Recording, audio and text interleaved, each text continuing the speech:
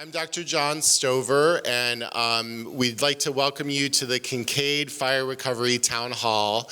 I'm really glad you all are here, and we have a pretty packed program, so I'm just kind of going to get straight to it because we have a lot of expertise on the stage and a lot of information to share, and we have some special performances for you as well.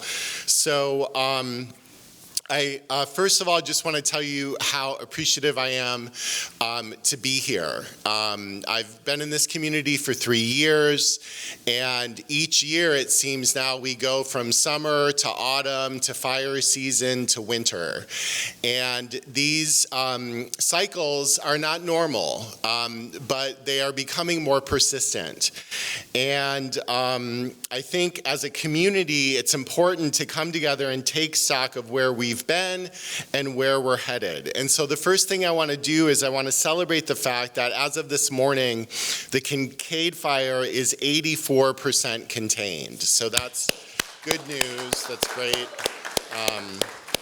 And it's on target to be 100% contained sometime this week. So last week's series of crises, the Kincade fire, the public safety power shutoffs, the mass historic evacuations here in Sonoma County and throughout the Bay Area, right? They signal the ever deepening and growing shift in our climate and in our way of life. And it's important to note that the most destructive and deadliest and largest of wildfires in California's history have all occurred in the past 2 years. So these are historic changes that are occurring within our personal biographies, and it's important to make those connections.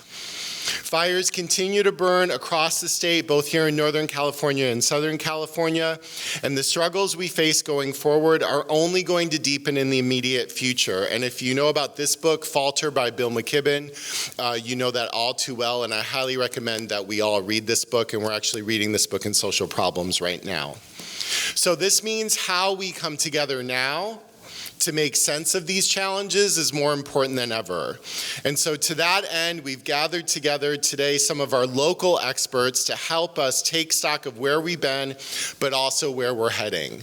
And so to talk about the current crisis and to highlight some of the ways that the Kincade fire has unfolded, I want to invite to the podium Eleanor Ratliff, who is our fire technology instructor, and she's a 25-year veteran of hazardous materials, fire inspection, and emergency response throughout California, and she's going to help us make sense of the Kincade fire. So let's welcome Eleanor to the podium.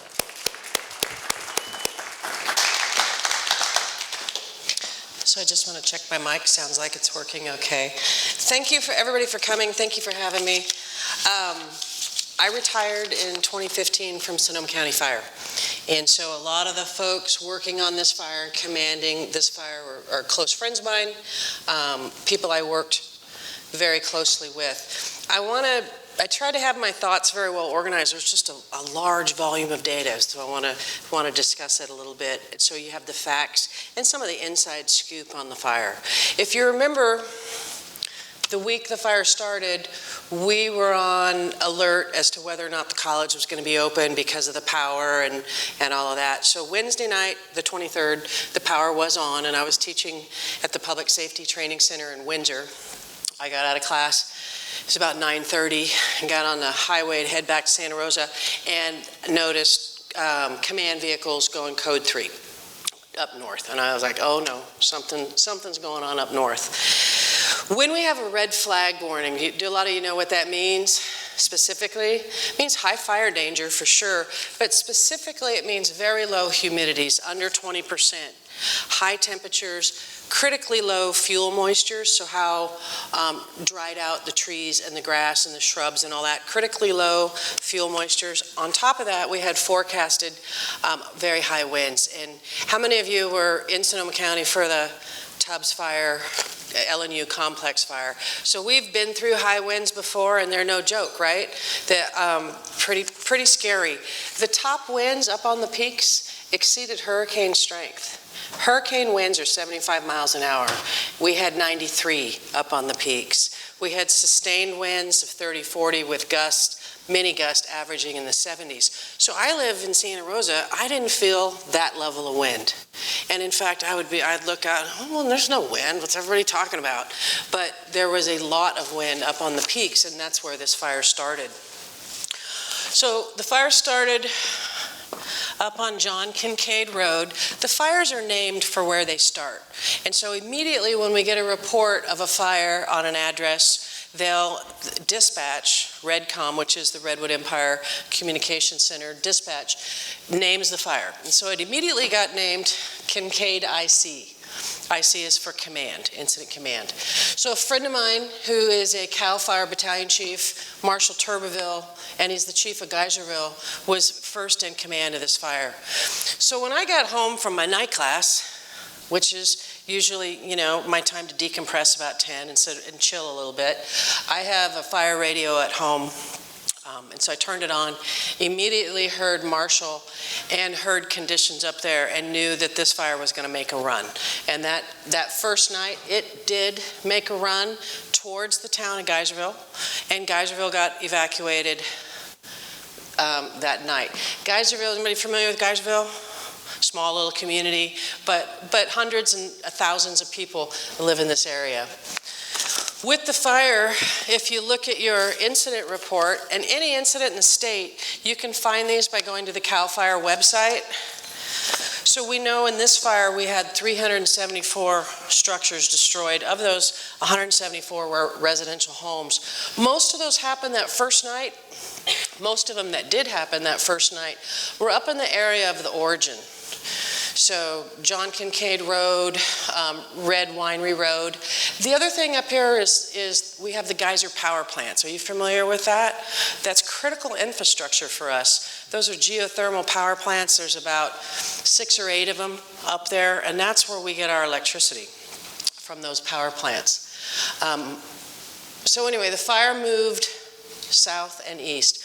We said we had or south and west, excuse me, we had a northeast wind. So we're always going to talk about where the wind's coming from. So it's coming from the north and the east and blowing inland. When we have those wind events, that creates a very dangerous situation because it's blowing in warm air and not that coastal, cool, moist air that we have. So the fire made a run that first night to the southwest. Geyserville got evacuated. They held the fire, you can see. And I was listening to the radio all night long. You can see they held the fire just east of the Russian River in the town of Geyserville.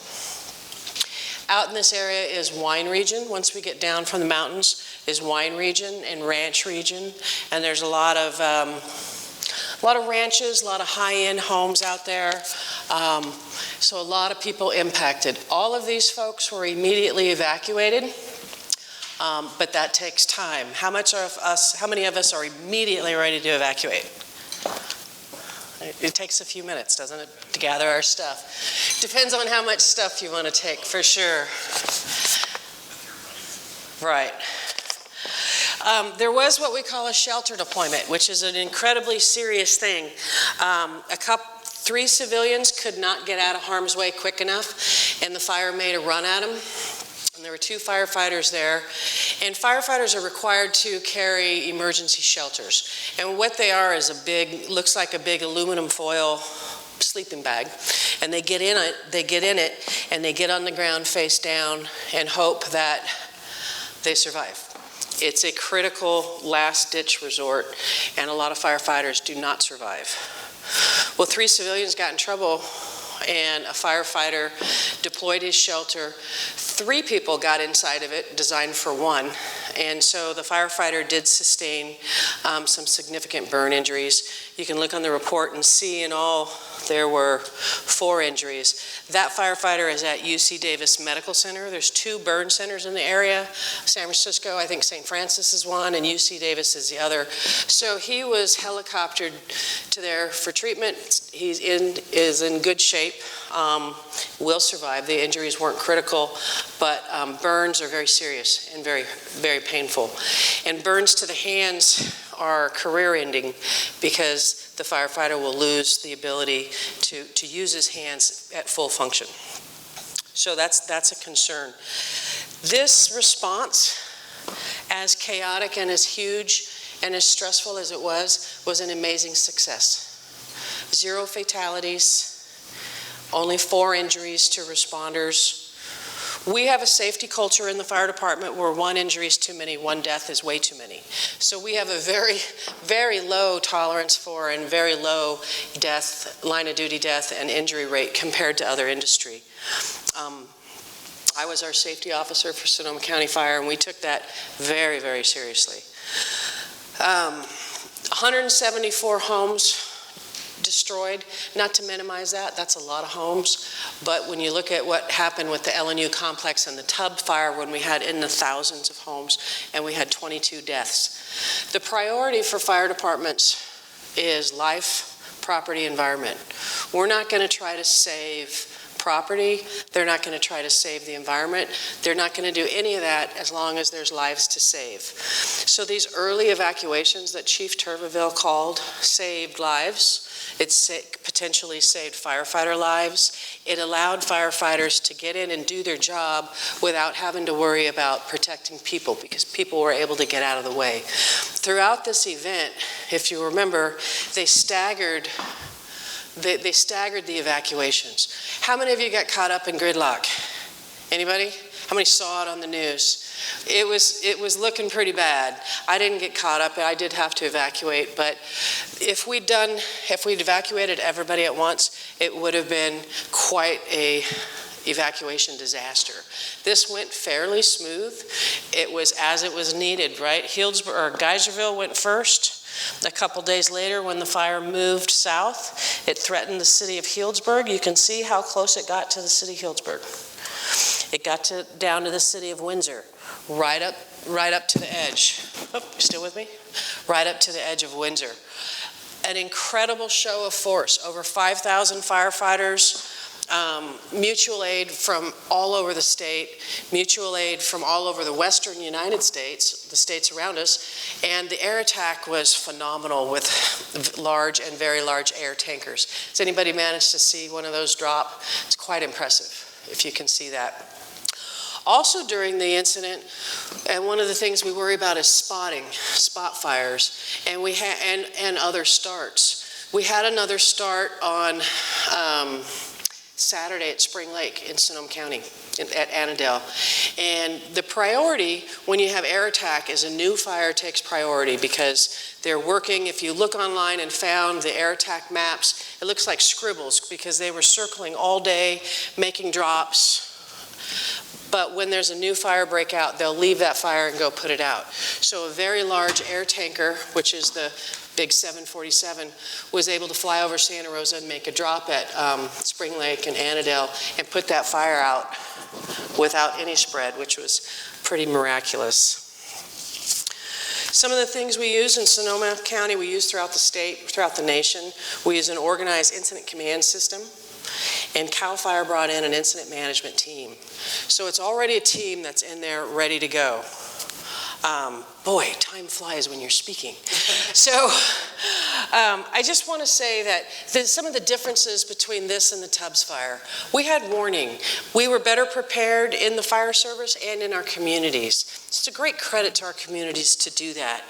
We had the power safety shutdown, and yes, we still had a start, but I'm here to tell you from years in the business, anytime we had high winds, we had lines down. And there were lines down all over the county and neighboring counties that without them being shut off, there would have been many, many more fires. We also had an enormous evacuation zone that some people thought that was too big and too hard and kind of over the top. But when you look at the map of where the wind was coming from, that wind had the potential to push that fire all the way to the ocean.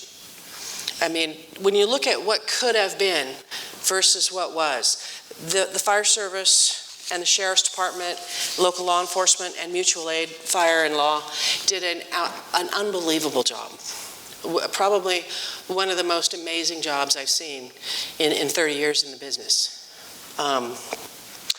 Some of the notable things I wanted to tell you about, though, that maybe not everybody knows. The second wave, I know I'm almost done, right? The second wave of houses that were destroyed were down here along Chalk Hill Road and Shiloh Ridge. What happened with those is as the wind picked up that second event, it blew embers. So you had houses completely burned to the ground and everything around them intact. So what we're worried about and why the evacuation was so large is those flying embers tend to leapfrog. And they'll leapfrog until they find some combustible feature and burn it to the ground. That's where the second wave of houses came. So I applaud the community's efforts in being so compliant and so patient and so kind. I too evacuated. It's a hassle, but I'm so grateful that no lives were lost and that no firefighters were killed and lots of people saved their homes. Right, thank you.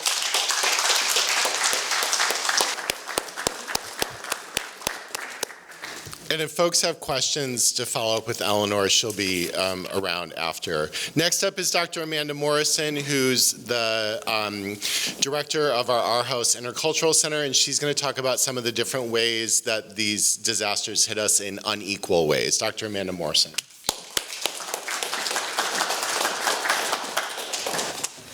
Yeah, it's a crisis. We seem to be in an era of crisis, right? It brings us together because we're all sharing an experience. I mean, the way climate change is impacting us as not just Bay Area people or North Bay or Californians, is we're all in this together, right, dealing with it.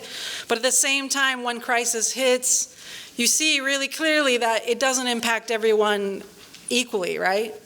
So that's a lot of the conversation I've been having with folks in the last few days since we've come back, is the way, because it wasn't just the fire, right? It was the evacuations, right? Some people evacuated even though the fire never really got close, and for the reasons, the logic of that, which Eleanor just explained really well.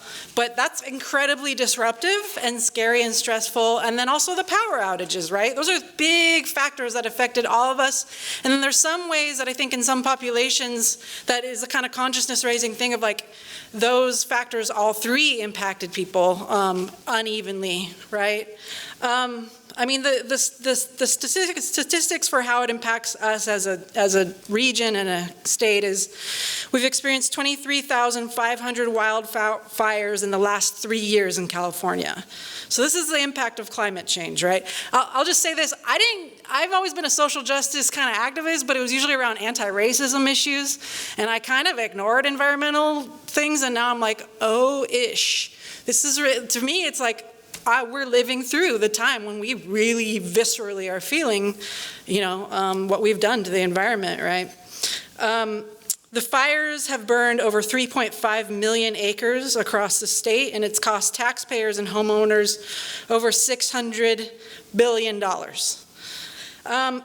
So in thinking about some of our more vulnerable brothers and sisters, I kind of want to highlight some ways communities are being impacted. Although first I want to give some of it as a shout out to things going on in our community that are really beautiful and sustaining. Raise your hand if you've ever heard of the radio station KBBF, right? It's a really important institution in the North Bay. It was actually founded by SRJC and SSU students back, I think, like in the 80s, early 80s. And it's one of the nation's first bilingual radio stations. And during the 2017 Tubbs fire, what was happening is that people who weren't fluent in English, especially Spanish speakers, were not getting that crucial information that you need. Remember, like we were all checking our phones or whatever data access we had. Oh my God, do I need to evacuate? What's going on? Information and data was so crucially important. And if it's not in the language you speak, you're really screwed, right?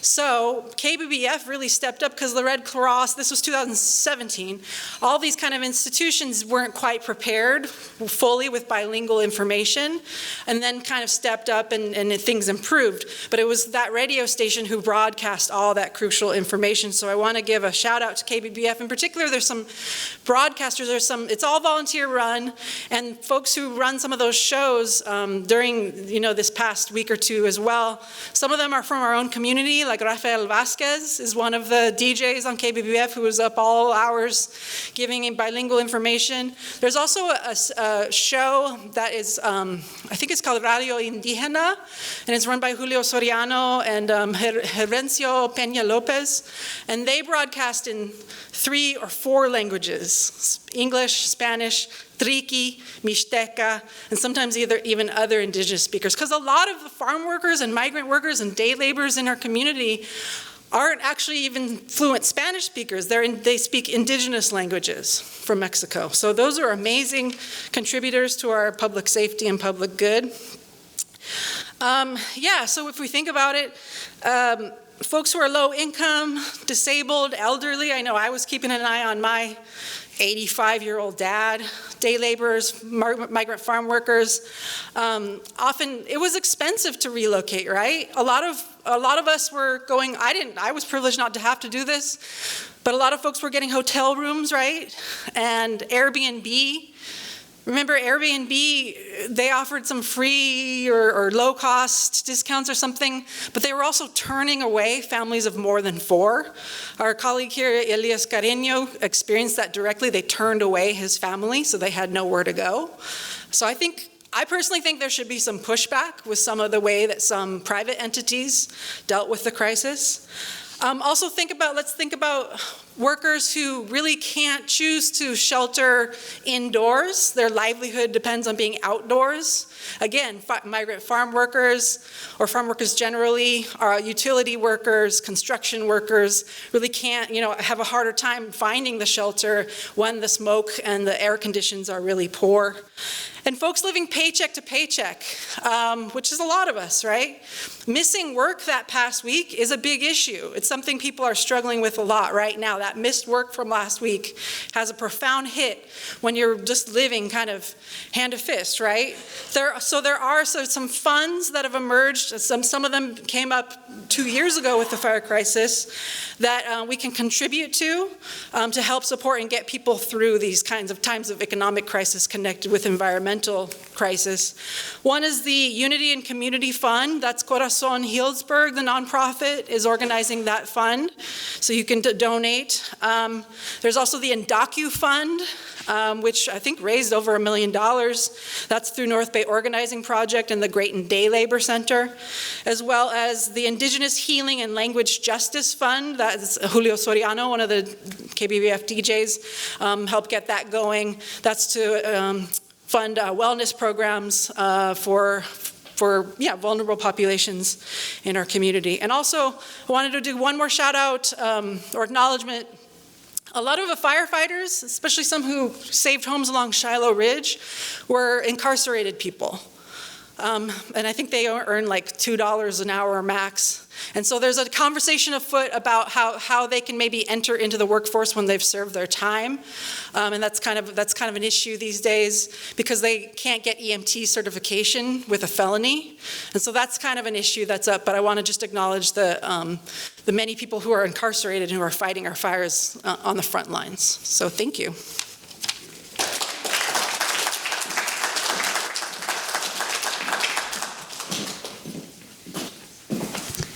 Thank you, Amanda. So next up is somebody who doesn't really need any introduction, fabulous Byron Reeves of the Student Success Program.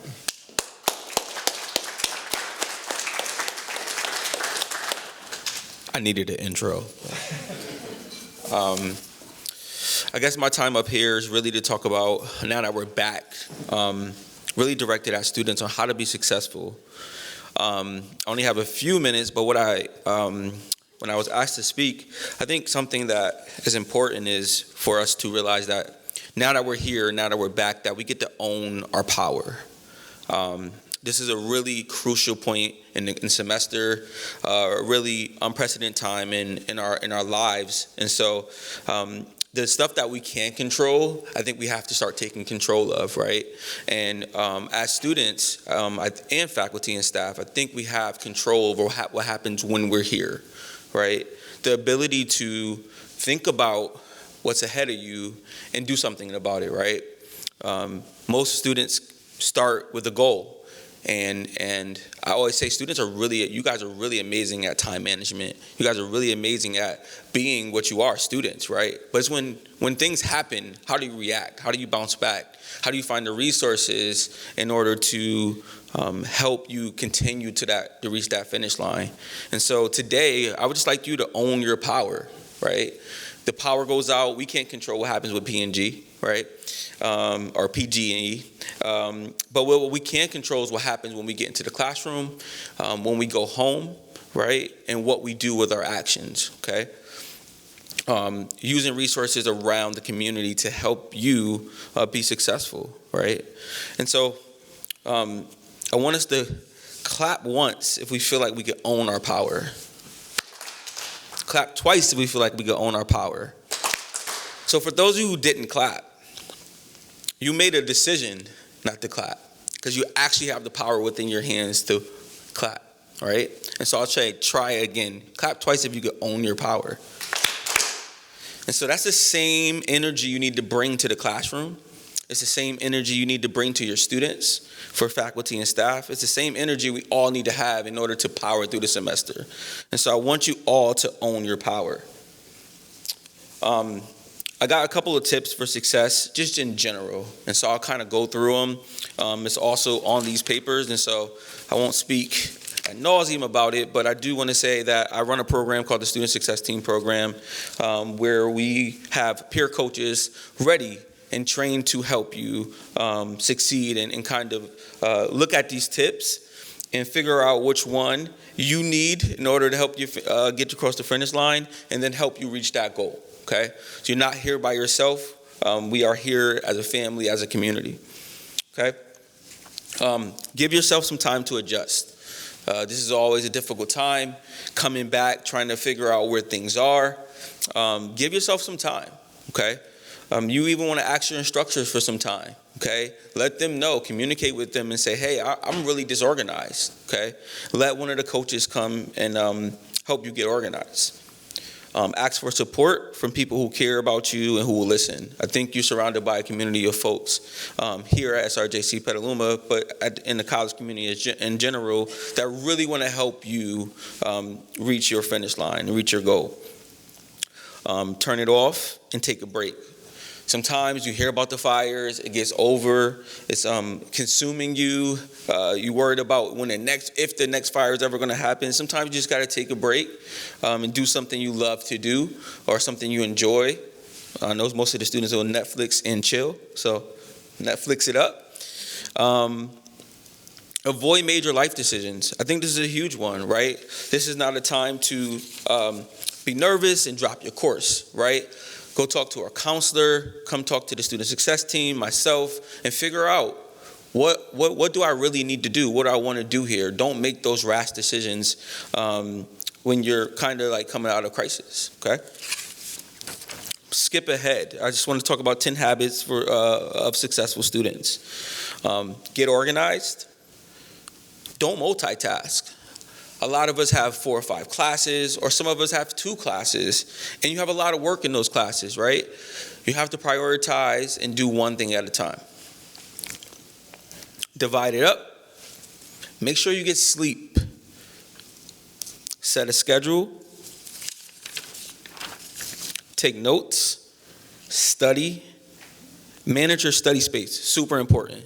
If you are affected by the fire, if you were displaced, we have some resources here on campus to help you find a place, and I'll have our amazing coordinator, Tony, come up and talk about the resources that we have. But honestly, we have really great spaces here on campus. If you haven't been in the library and utilized those study spaces and those study rooms, I encourage you to check it out. It's really cool, and the librarians are there to support you, okay? Find a study group. Use your peers around you. Super important. And then ask questions. Super important to your faculty, to your success as a student, to ask your faculty questions about how do I move on? How do I get this work done? How do I complete? How do I get the grade that I know that I worked for? Okay? And so I Again, I want to kind of plug who we are. We're the student success team. I have 17 peer coaches that are ready to help you, trained to help you specifically through these kind of transitions. We are located in the Richard Call building, so right down the road in PC 690. Our number is located here. You can email us as well, and if you have the My SRJC app, if you hit this your team, your success team tile, you will be able to make an appointment with me or one of our coaches. And so, without further ado, I'd just like to invite Tony up for a second, just to talk about what resources we have. Thanks, Byron.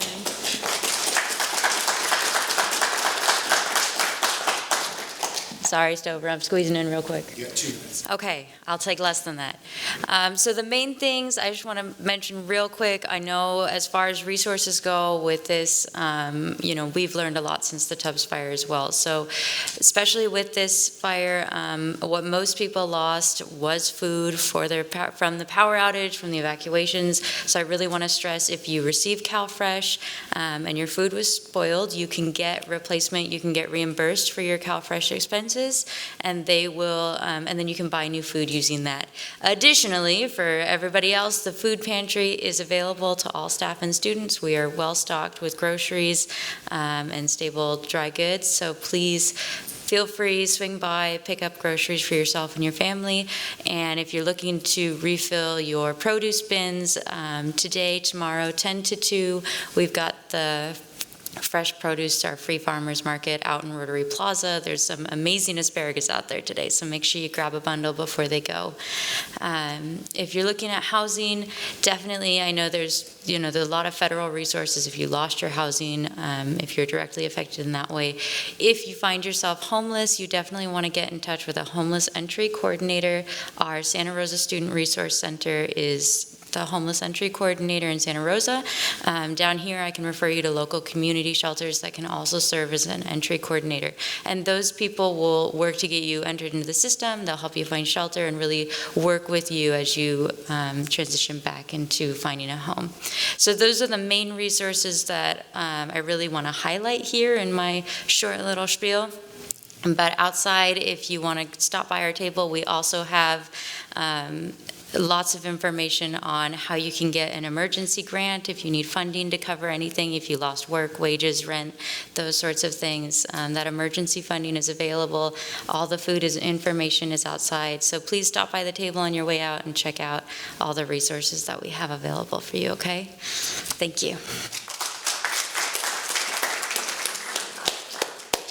Thank you, Tony. AC Panella is up next, and he has a special treat for us. Hi, how is everyone? If you don't know me, my name is AC Panella, and I teach in the communication department. I was asked to come and talk today about the importance of community, but I think it's really hard to talk about community as an individual, so I brought a community with me. If you could give a round of applause, this is the Our House Learning community. And community is something that is particularly important, and I want to say as an instructor, and some of the folks who are out there today have probably had this experience where you start to assign group work, and the first response is like, no, or group work sucks, right? It's not something we have to do in the real world, and then we have a fire, and you need your community. And you have to work in a group. And all of those skills that we work on a small level start to become really important. And so community matters because it's something that we build every day. And we do it through building power in conversations that are important. We do it in learning to assign power to conversations. And we learn community through connecting, through the power of interacting with one another. Now, I say this because in my classes, we often talk about how the quality of your communication affects the quality of your life. And the more that we improve the quality of our communication, the more it improves the quality of our community. And so today we're going to share a little bit about what we think both makes a community and how we can keep building a community with that. But we're going to need your help. So when we say we would like you to respond strong. So let's try it once, shall we? We are strong. Oh, one more time, friends. We are strong. And with that, We need a new source energy. This cannot become our new normal. Our friends, our family members, our neighbors are being affected. Let's use this distress as good. This is true in the literal sense of the fact that PG&E prioritizes profit over people, causing massive wildfires for several years in a row, which wouldn't happen under some sort of public service for electricity. We as a community need to maintain a positive energy. Nosotros como la comunidad necesitamos mantener una energía positiva. That is why we have to remember that we are strong. Look around. We live in the age of a transparent age, such as social media and other forms of communication. We have what it takes to sympathize and understand why we need a solid foundation as it revolves around across identity connections. Thank you. So we all have phones with us every day. It's not hard to just check in with one another and make sure everybody is safe. We make each other strong by working together as a community, just as we did 2 years ago in this crisis and just now. Remember that it's okay to mourn with those that have lost a lot and to cry with those who are crying right now. Hoping for a better future, and remember that we are strong. Most of us were left wondering how to get involved with the community. By talking to others, we're already a step there. By getting involved, it can help you come to terms with what has happened, and it can help you form a personal connection to it. So some of us might not be wondering, why is this important? Why does this matter? Community gives back power to the people, and sometimes knowing that others go through the same situation as you can just help soothe you. So now, please keep in mind that we are strong. Nosotros necesitamos comunidad más en situaciones importantes como estas. We need community the most in important situations like these. Until we learn to inspire one another, until we see the power in community and conversation, we will be blind to the fact that community are people that stick together. Communities support each other, and communities offer love and comfort in times like this. We are the people, and we are strong. Thank you so much.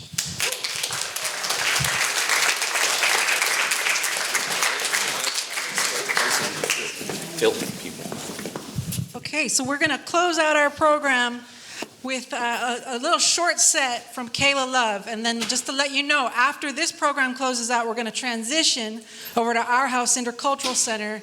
I've got 8 extra large pizzas coming. The Our House Learning Community definitely come through because Kaila is going to finish her program in a more kind of intimate setting. You got to keep your eyes on this one. So Kaila Love is a Bay Area hip hop MC and a beautiful singer as well. And she's from our own community. She served as an advisor, a staff member of 10,000 Degrees, 10KD, that serves a lot of our students in really wonderful ways. And now she's just like going for it in her hip hop MC career, and her tracks are getting curated on Spotify and all kinds of stuff. So she's about to blow up, and we get to enjoy a performance here and in our house. So welcome, Kaila.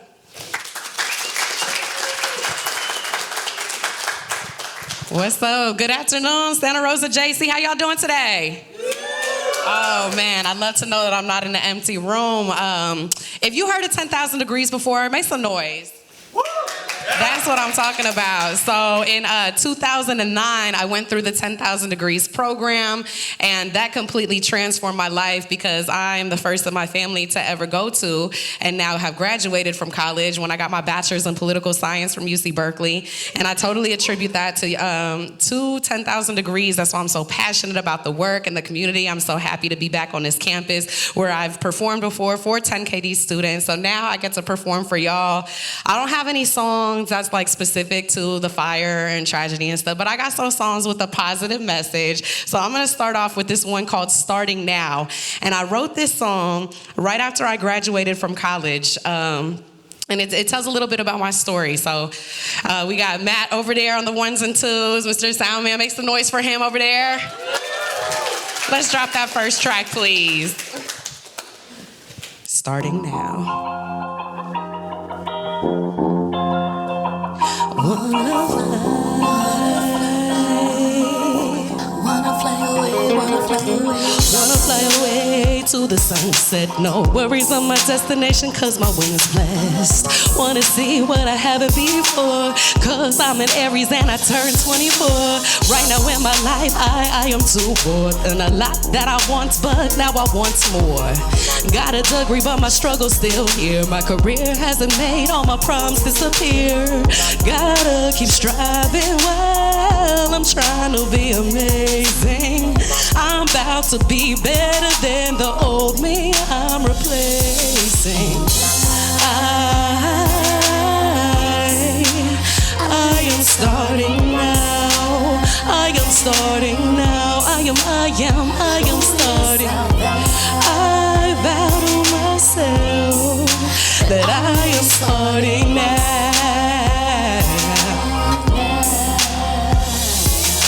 Everything I did in my past, I did because I had to do. It was something that I had to prove. I was young, naive, and confused, trying to cruise to the sunset, thinking of what I hadn't done yet, hoping that I won't get chained in some debt, waiting to collect some scholarship checks. And now I'm looking back and wondering what's next. Got a degree from the best, but it don't mean I'm not stressed. It don't mean things are all perfect. I wondered if it was worth it. It's been 6 years and now I finally started scratching the surface. My education is done, my learning is just begun. Know what I have overcome, now I'm headed towards the sun.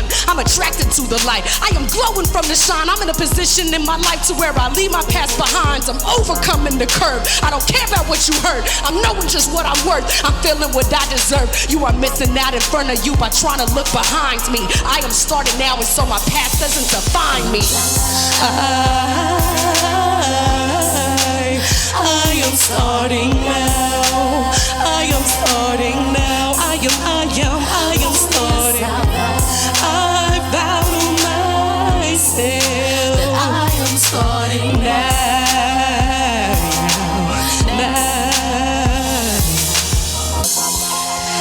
I am starting now. I am loving now. I am healing now. I am patient now. I am present now. I am better now. I am starting now. Thank you. So that's the song that I wrote right when I graduated. Oh, I'm gonna hold up on that one for just a second. Because I feel that no matter where we are in our lives, we always have the opportunity to begin again, to rebuild. As long as we have our lives and our community, that's all the source that we need. Because I have gone through some major L's. Let me tell you, I had a hard drive that had 3 computers worth of backup on it. My computers from high school and from college, all my graduation photos, every rap that I ever wrote. And I called Drive Savers over in Nevada, and they said, no problem, ma'am. If anybody can fix it, it's us. There's only a 5% chance that we cannot recover what's on that hard drive. But guess who was in the 5% though? And I lost my entire life's work, over a decade of songs. And then I got a new laptop. I was like, it's all good. I'm about to rebuild because I'm still Kaila Love. I still got the juice. It's in me. I wrote it once. I could write it again, and I'm gonna write it better. And I got my new laptop. And a couple weeks ago, some water spilled on it, and I lost everything all over again. But I have to remember every time this happens, well, one, I invested in a better backup system. The cloud is where it's at. And also that I always have the ability to begin again. So when we see this devastation happening around us, it's so hard to imagine. But I just came back from New Orleans, and the French, they built everything out of wood, and that stuff burned down twice. And that's why we have Spanish architecture, and it's beautiful. So it came out even better than it was in the first place. So I believe in the ability that we have, in the resilience of community, and the power to rebuild again and make it even better. And that's why every day I live my life to the max, which is this next song. It's a dedication to my friend Max JW, who has been a huge inspiration to me. But unfortunately, 2 weeks after his 21st birthday, he was shot and killed here in the city of Santa Rosa. And that was right after I graduated from college. And it made me realize that there's still more to life than just a degree. And so that's why I live it every day to the max. Let's hit that, Matt. Hey. To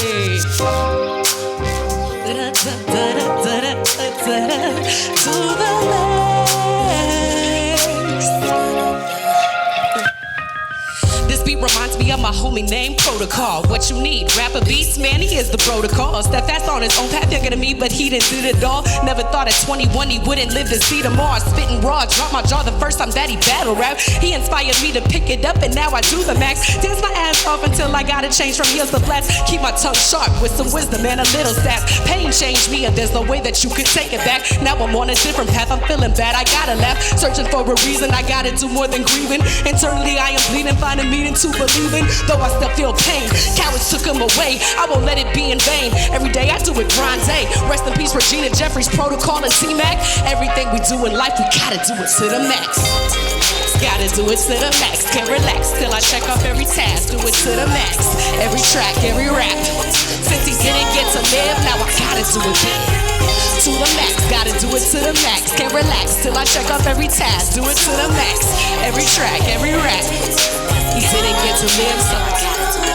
When I hop onto the stage, I give my maximum performance. I just stepped up my game, and now my mic is cordless. I rehearse for many hours, but flow fluid like I'm formless. I won't stop until the impact I make is enormous. Every day I keep it pushing, gotta get my 10,000 steps, increase my lifts. Every week I'm stronger with every rep. Tap into my third lung, finding me a deeper breath. Every day I lay in bed, I know that I deserve to rest. Knowing that I've done my best from breaking sweats and rocking sets, stacking checks and paying debts. Some days it seem like getting dressed, taking a breath and feeling the stretch is the best that I could do. Other days I'm out at 8, you gotta get up and come through. It's the balance of life, at times it seems so contradictory. Stop and smell the roses, celebrate the many victories. Plant that seed and do those deeds, get up to speed and proceed to be the max that I could be in the one life that I got to lead.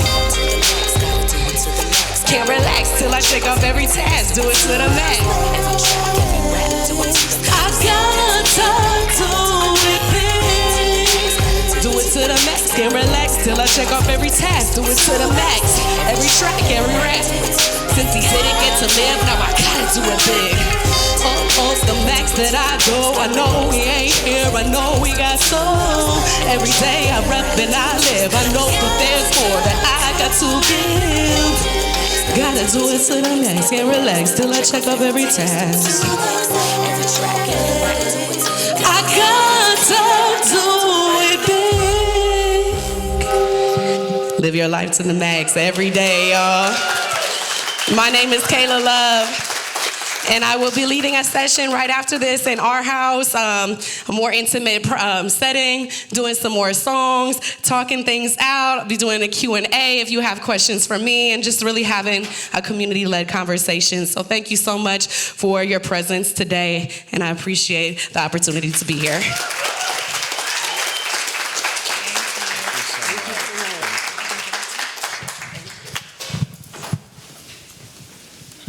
So I just want to thank everybody for taking time out of your busy schedule to be here today. I'm so proud to be a part of this community. I'm so honored to have shared the stage with our speakers.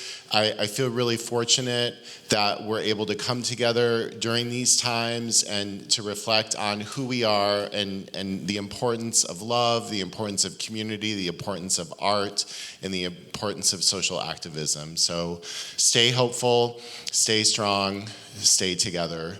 Have a good afternoon. Thank you.